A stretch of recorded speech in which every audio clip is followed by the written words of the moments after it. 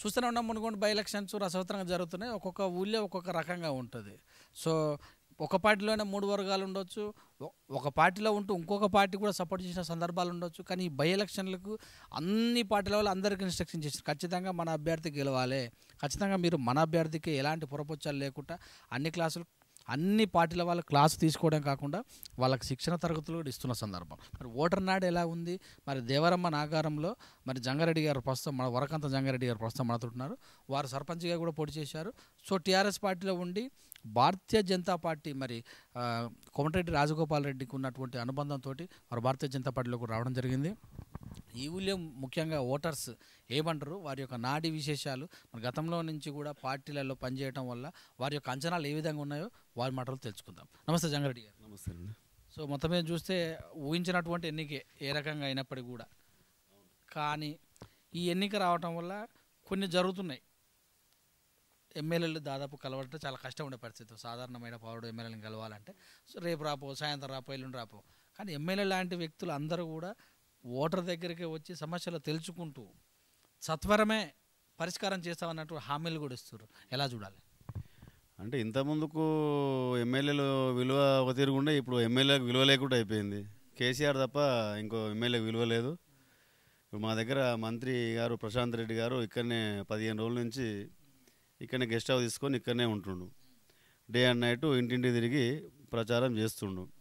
మంత్రి అంటకలు ఏంటంటే ఏదైనా ఇస్తే హామీ ఇస్తే ఎంబడే చేస్తారేమో పని అనుకుంటారు, కానీ ఎవరు కూడా ఇంతవరకు 5 పదేళ్ళ పని హామీ ఎన్ని హామీలు ఇచ్చిన కానీ ఎవరిని కూడా ఏం పని జరిగింది లేదు. ఇక మంత్రి అని తిరుగుతారు, మంత్రి ఎంబడే జనాలు అట్లా వస్తారు పోతురు. ఆయన అనుచరులు నిజామాబాద్ నుంచి బాల్కొండ నుంచి ఒక 50 మంది అనుచరులు ఒక 45 రోజుల ముందు నుంచి ఇక్కడ ఊళ్ళో తిష్టేసి వాళ్ళు రూములు రెంట్కి తీసుకొని ఇక్కడనే ఉంటారు. వాళ్ళు మా గ్రామంలో ఉన్న టీఆర్ఎస్ పార్టీ నాయకులు ఎవరు కూడా ప్రచారానికి వెళ్తలేరు. ఆ గ్రూపులకు ఒక్కొక్క మనిషి నా విలేజ్ నుంచి వచ్చి మిగిలిన ప్రచారం అంతా బాల్కొండ వాళ్ళే చేస్తుర్రు. వాళ్ళు అక్కడి నుంచి ట్రైనింగ్ అయ్యి వచ్చి వాళ్ళు ఎంతసేపు నాగారంలో ప్రజలని ఏదో చెవుల పువ్వులు పెట్టి మభ్య పెడుతురు. నీకు మంత్రి గారు కాబట్టి మీకు పెన్షన్లు ఇప్పిస్తామని, ఇండ్లు ఇప్పిస్తామని, అవి ఇస్తామని అన్ని ఆశలు చూపించి వాళ్ళు ఓట్లు వేసుకునే ప్రయత్నం చేస్తుర్రు. కానీ వాళ్ళని ఎవరు జనం నమ్మతలేరు.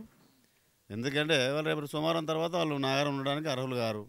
సోమవారం వెళ్ళిపోతారు. వాళ్ళు కూడా అదే అనుకుంటే మేము మా ముఖం తెలియదు కాబట్టి మేమేమో చెప్పినా నడుస్తుందని చెప్పి ఇష్టం ఉన్న హామీలు ఇస్తారు. అందరికి డబల్ బెడ్రూమ్లు కడుస్తారు, డబల్ ఫ్లోర్లు ఇస్తారట ఒక్కొక్కరికి. ఎన్ని లక్షలు కావాలని ఇస్తామంటారు. ఇట్లా మా హామీలు ఇచ్చేసి వాళ్ళు వెళ్ళిపోతాం. తర్వాత మమ్మల్ని గుర్తుపడరు, మేము అడుగుతూ లేడు. మన్నుకైనా ఇంటోడు కావాలన్న సామెత టీఆర్ఎస్ వాళ్ళు ఎక్కువ చెప్పేవాళ్ళు. మరి ఎక్కడి నుంచి వచ్చిన వాళ్ళు ఇక్కడికి వచ్చి ఇవన్నీ హామీలు ఇస్తే ప్రజలు నిజంగా కనీసం వాళ్ళని దృష్టిలోకైనా పెట్టుకుంటారంటారా? ఇప్పుడు మొన్న ప్రచారంలో కూసుకుంట్ల ప్రభాకర్ రెడ్డి గారు చెప్పారు, నేను లోకల్, రాజగోపాల్ లోకల్ కాదు, నాన్ లోకల్, నాకే లోకల్కే ఓటేయండి అని చెప్పిండు. అంటే రాజగోపాల్ లోకల్లే కాబట్టి అంతమందికి ఎంపీగా పనిచేసిండు. కాకపోతే మునుగోడు పక్క విలేజ్, ఈయనకంటే దగ్గరనే ఉంది ఆయన మునుగోడుకు. అయినా కానీ లోకల్ నాన్ లోకల్ అని అన్నాడు. మరి నాన్ లోకల్ మొత్తం ఇక్కడ ప్రచారం చేసే వాళ్ళంతా నాన్ లోకల్ వాళ్ళే. మా ఊళ్ళో ప్రతిరోజు కొత్త ముఖాలు ఒక 300 నుంచి 400 మంది కొత్త ముఖాలు కనిపిస్తున్నాయి. అందరూ బయట నుంచి, నిజామాబాద్ నుంచి, ఆదిలాబాద్ నుంచి, ఏది కరీంనగర్ నుంచి అందరు దాదాపు 500-600 మంది కొత్తలే కనపడుతుంది మా ఊళ్ళో. అందరూ ప్రశాంత్ రెడ్డి అనుచరులం అని చెప్పి వచ్చి ఇళ్ళ మీద పడి కొందరిని బెదిరియడము. ప్రశాంత్ రెడ్డి మంత్రి ప్రతి ఒక్కటి మేము ఫోటోలు తీస్తున్నాం, కెమెరా తీస్తున్నాం అని చెప్పి బెదిరియడము, భయపెట్టేయడము. ఈరోజు కొంతమందిని ఉద్యోగస్తులను కూడా మీరు టీఆర్ఎస్కు అనుకూలంగా పనిచేయకపోతే మీ ఉద్యోగాలు పోతాయని చెప్పి బెదిరియడం, అటువంటి ప్రయోగాలు కూడా చేస్తున్నారు. ఆశా వర్గాలు కావచ్చు, ఎల్ఐసి ఏజెంట్లను కూడా మరి ఆత్మీయ సమ్మేళనాలను పెట్టించి ఊళ్ళలో పనిచేసేటట్టు కార్మికులను కూడా, ఎవరైతే గ్రామస్థాయి కార్మికులందరినీ కూడా పిలిపించుకొని కూడా మనకు మద్దతు ఇవ్వాలన్నట్టు కూడా తెలుస్తుంది. దీన్ని ఎలా చూడాలి? ఆయన ఎంతసేపు ఆయన గెస్ట్ హౌస్లో ఉంటుండు. మంత్రి గారు గెస్ట్ హౌస్లో ఉండి మా కులాల వైదిక సంఘాలు కట్టిస్తామని చెప్పి దాదాపు 20 సంఘాలకు బిల్డింగ్లు కట్టిస్తామని హామీ ఇచ్చిండు. ఏ ఒక్క సంఘం కూడా పిల్లర్ గుంటలు దాటి బయటికి పోలే. పిల్లర్ల కాడికి పోతురు, గుంటలు తీస్తురు, 20,000 తాగమని ఇస్తారు. నెక్స్ట్ అది అట్నే పెండింగ్ అయిపోతుంది. ఎలక్షన్ అయిపోయినాక గెలిచినాక గవర్నమెంట్తో చేయిస్తామని హామీలు ఇచ్చి మళ్ళీ తర్వాత దాన్ని ఆడికి ఎంతటితో ముగించారు. ఎవరికి కూడా ఏం పని చేయలేదు ఇంతవరకు. సాధారణ మానవుడు ఒక మినిస్టర్ స్థాయి వారికి వెళ్ళాలంటే వాళ్ళు అడగాలంటే అపాయింట్మెంట్ ఉందా అని, మీది ఏ ఊరు అని, ఎవరు చెప్పారని, ఇలాంటి గేట్ దగ్గరనే వస్తాయి కదా. ఇలాంటి సమస్యలు ఉన్నప్పుడు ఇంత దగ్గరకు వచ్చి మాట్లాడితే ప్రజలు ఊహిస్తారు. అసలు ప్రజలు ఊహిస్తారు. మంత్రి అనే విషయం మర్చిపోయారు ప్రజలు. ఎమ్మెల్యే అని కూడా అంటే నాగారం ఎంతసేపు మా నాగారం ప్రజలకు మధ్య ప్రశాంత్ రెడ్డి మధ్యనే నడుస్తుంది ఫైటు. ఎవరు చెప్పిన ఆయన మాటలు వాళ్ళు నమ్మతలేరు. ఆయన ఏం చెప్పినా ఎంతసేపు రియల్. ఈరోజు ఏం జరిగిందంటే ఇక మనం డబ్బులు ఇవ్వడం మందు వంచడం జరిగిపోయింది. రోజు మార్నింగ్ ఒక గిఫ్టు, ఈవినింగ్ ఒక గిఫ్టు. మార్నింగ్ ఒక చికెను, ఈవినింగ్ ఒక సేమియా ప్యాకెటు, చీరలు, రకరకాల వస్తువులు రోజు ఒక గిఫ్టు ఇచ్చుకుంటూ వచ్చారు. ఎన్ని ఇచ్చినా కానీ డబ్బులు కూడా ఇచ్చారు. అయినా కానీ ప్రజలు వాళ్ళ మార్పు లేదని చెప్పి వాళ్ళకి ఇన్స్ట్రక్షన్ ఇచ్చారట. వాళ్ళు వచ్చిన 50 మంది టీంకు అందరి ఊళ్ళో ఉన్న అందరి కార్లు మొక్కాలి. కాలు మొక్క సాష్టాంగ నమస్కారం. ఆల్రెడీ రాత్రి స్టార్ట్ చేసారు. సెంటిమెంట్తో కొట్టాలని ప్రయత్నం చేస్తారు వాళ్ళు. ఇప్పుడు ఒక ఎమ్మెల్యే ఎమ్మెల్యే 100 మంది ఉండనొచ్చా? ఒక మినిస్టర్ అనుకోని ఎమ్మెల్యే 100 మంది నుంచి వచ్చారా బయట నుంచి? ఎమ్మెల్యే తరపున దాదాపు 50 మంది ఇక్కడనే ఉంటారు. వాళ్ళు ఎంత ఖర్చు అయి ఉంటుంది వాళ్ళకు? రోజు ఎన్ని రోజులు అవుతుంది? వాళ్ళు 45 రోజులు అవుతుంది. వాళ్ళు 45 రోజుల నుంచి ఇక్కడనే ఉంటారు. వాళ్ళు కాకుండా కూడా రోజు ఒక 100 నుంచి ఒక 150 కార్లు వస్తున్నాయి వాళ్ళ మినిస్టర్ దగ్గరికి. గెస్ట్ హౌస్ పొలాలు ఎకరాలు నిండిపోతుంది ఆ కార్లతోటి. రోజు విపరీతమైన పొల్యూషను. అసలు రోడ్లు ఏమి చక్కగా లేవు.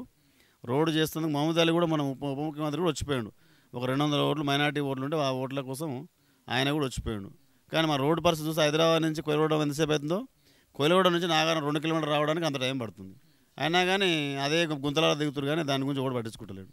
ఎంతసేపు ఉన్నా మరి ఒకవేళ ఇక్కడ చాలా హామీలు ఇచ్చినట్టు కూడా తెలుస్తుంది వేముల ప్రశాంత్ రెడ్డి గారు. అవన్నీ పెద్ద వ్యాసంతో కూడినది. ఎంతవరకు అంచనా వేయచ్చు? ఆయన ఉన్న దాంట్లో ఒక 1% కూడా తీర్చలేడు ఆయన. అన్ని కొండ మీద కోతులు తీసుకొచ్చి ఇస్తా అంటుండు. కానీ సాధ్యమయ్యే హామీలు కావు. అన్ని కులాలకు సంఘాలు కట్టిస్తున్నాడు. ఏ సంఘమైనా ఇంతవరకు బేస్మెంట్ లెవెల్ పోలే. అన్ని పిల్లల గుంటలు తీసి పెట్టిరు. ఎలక్షన్లో గెలిస్తే ఇస్తామని చెప్తారు. మేనిఫెస్టోలో ఏమైనా పెడతారా? హామీలు ఏమైనా ఇస్తారా? లేకపోతే ఏమైనా రాసిస్తారా? మీకు కంపల్సరీ చేస్తామనే విషయాలు ఏం లేదు, మాటలేనా? ఏం హామీలు మాటలతోనే హామీ ఏం రాసిస్తలేరు. రాసేమని అడుగుతారు కొంతమంది. కానీ అటువంటిది ఏమో ఎలక్షన్ తర్వాత ఇస్తాం, కానీ ఇప్పుడు ప్రస్తుతం మాత్రం మాటలతోనే ఇస్తారు. ఆ వచ్చిన సంఘాలకు 10,000 20,000 ఇచ్చి స్థాపించేసి వాళ్ళని సంతోషపెట్టి పంపిస్తారు.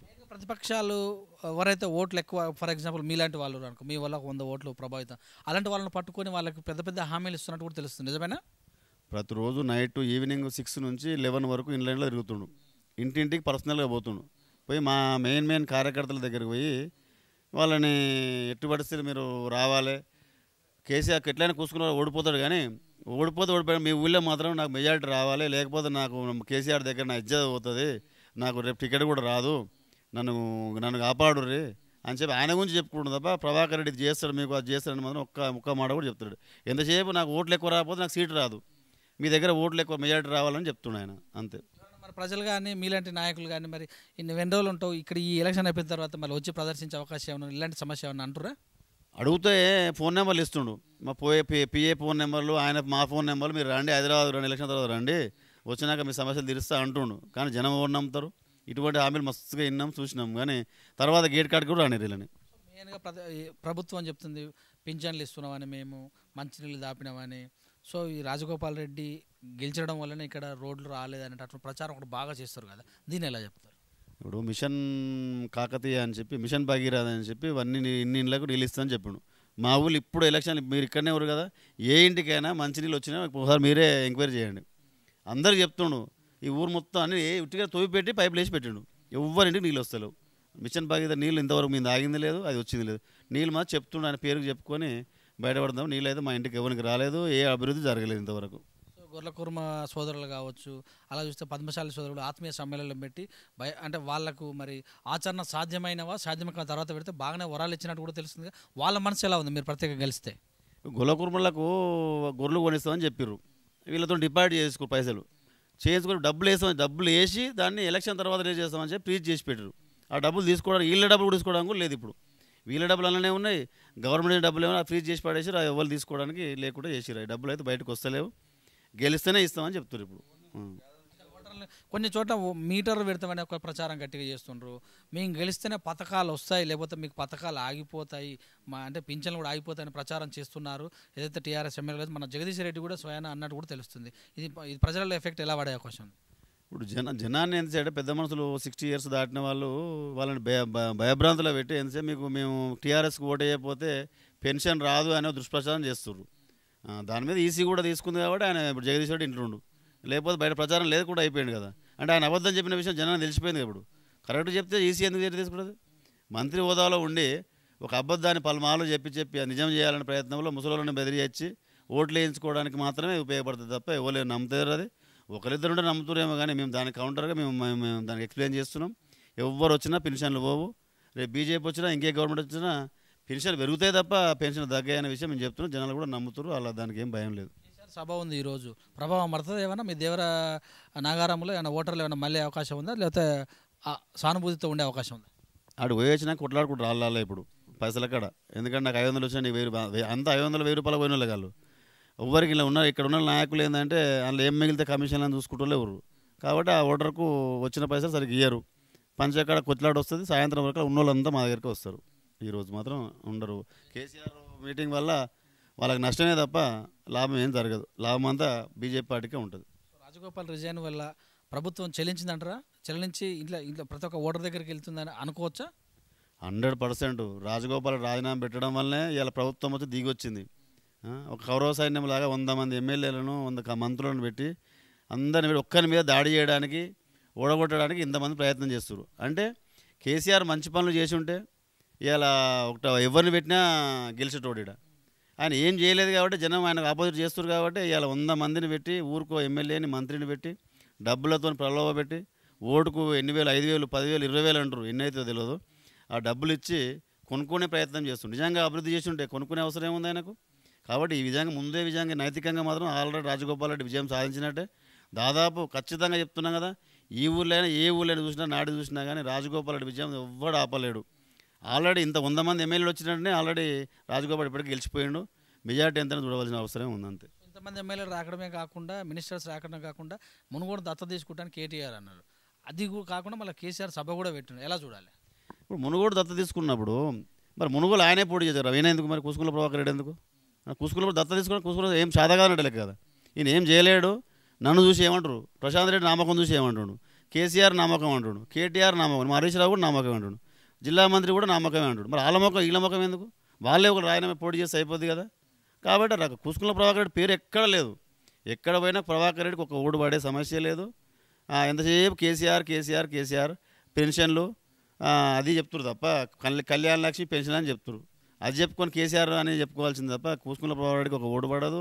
ఆయన డిపాజిట్ కూడా కల అందరూ ఏమనుకుంటారు పోటాపోటీ ఉందనుకుంటారు. కానీ మనసులో అందరికీ గవర్నమెంట్ మీద చాలా పూర్తి వ్యతిరేకత ఉంది. డబ్బులు ఇస్తడం కేసీఆర్ తీసుకుందామని ఆగుతురు లోపల తప్ప డబ్బులు లేకపోతే ఎప్పుడో బయటకు వద్దు. ఇప్పటికి పాల్వాయి స్రవంతి పరిస్థితి ఎలా ఉంది? కాంగ్రెస్ కూడా మేము కూడా ఇలా జోడయాత్ర జోరుగా ఉన్నామంటారుగా. స్రవంతి పరిస్థితి చెప్పనక్కర్లేదు. స్రవంతి ముందు వారం రోజుల కిందనే డౌన్ అయిపోయింది. స్రవంతిని లేపడానికి ఒక 50 కోట్లు డబ్బులు పంపించి స్రవంతిని ఒక 4 రోజులు బూస్ట్ ఇచ్చిండు. మళ్ళీ డౌన్ అయిపోయింది. అందులో ఉన్న వాళ్ళందరూ ప్రచారం ఆల్రెడీ బీజేపీ రాజగోపాల్ రెడ్డికి వేయాలి మేము, మా కాంగ్రెస్ ఇదివరకు ఉన్న కాంగ్రెస్లోకి వెళ్ళిపోయింది కాబట్టి ఆయనకి వేద్దామని చెండూరు ఏరియాలో, నాంపల్లి ఏరియాలో, మరిగూడ ఏరియాలో అందరూ కూడా ఇదే ప్రచారం నడుస్తుంది. కాంగ్రెస్ వాళ్ళంతా బీజేపీకి ఓటేస్తారు ఈసారి మాత్రం. ప్రజలకు ఏం చెప్తారు? ముఖ్యంగా మా నాగారం ప్రజలకు ఏం చెప్పేది ఏంటంటే, దేవలమ్మ నాగరంలో మంత్రి గత 15 రోజుల నుంచి వచ్చి ఇంటింటి ప్రచారం చేసి ఎన్నో అలివిగా హామీలు ఇష్టం వచ్చినట్టు హామీలు ఇచ్చేసి పోతుండు. కానీ రాబోయే రోజుల కనీసం ఆయన అపాయింట్మెంట్ కూడా ఎవరికి ఇయ్యడు. ఇవాళ మంత్రి సోమవారం నాడు మంత్రి పోయాడు, సోమవారం నాడు మంత్రి ఆయన అనుచరులు అందరూ కూడా సోమవారం నాడు ఈవినింగ్ ఖాళీ అయిపోతారు.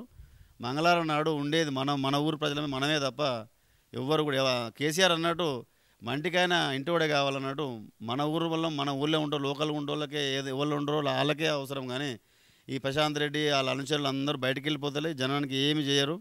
ఇలా కళ్ళబొల్లి మాటలు చెప్పి జనాన్ని నమ్మించి మోసం చేసి డబ్బులతో కొనుగోలు చేసి పెట్టడానికే ఒక్కరు వస్తారు తప్ప ప్రశాంత్ రెడ్డి పోయినాక ఊళ్ళో ఎవరు ఉండరు. మేము ఉండేటోళ్ళు మేమే. జనం అందరూ కూడా బీజేపీ పార్టీకి రాజగోపాల్ రెడ్డి యొక్క సంక్షేమ కార్యక్రమాలు కూడా సొంతంగా కూడా ఆయన కరోనా టైంలో కూడా దాదాపు 5-10 కోట్ల రూపాయలు ఆయన సొంతంగా జేబు నుండి కూడా పెట్టేసి ఖర్చు చేసి అందరికి కూడా కరోనా కిట్లు సప్లై చేసిండు. ఇంకా ఎంతమంది కూడా ఎంతోమంది హాస్పిటల్ దవాఖానలలో పడ్డోళ్ళకే కానీ ఎటువంటి బీదోళ్ళకే కానీ కొందరు పెళ్ళిళ్ళు చేయలేడు, ఆడపిల్లల పెళ్ళిళ్ళు చేయలేడు, వాళ్ళకు కూడా పెళ్ళిళ్ళు చేసిండు. ఎంతోమందికి ఇల్లు కట్టించిండు. చాలామంది 1000 మందికి కూడా ఆయన సొంతంగా ఆర్థిక సాయం అందించి ఆదుకున్నాడు. రాబోయే రోజులలో కూడా ఆయన ఎంతోమందికి సాయం చేసే అవకాశం ఉంది. కాబట్టి ఆయన పైసల మనిషి కాదు. ఆయన సంపాదించిందంతా జనం కోసం ఖర్చు పెట్టడానికి చేస్తున్నారు. దాన్ని మీరందరూ కూడా ఇది గమనించి రాజగోపాల్ రెడ్డికి బీజేపీ పువ్వు గుర్తు ఓటేయాల్సిందిగా మనం చేస్తున్నాను. Thank you.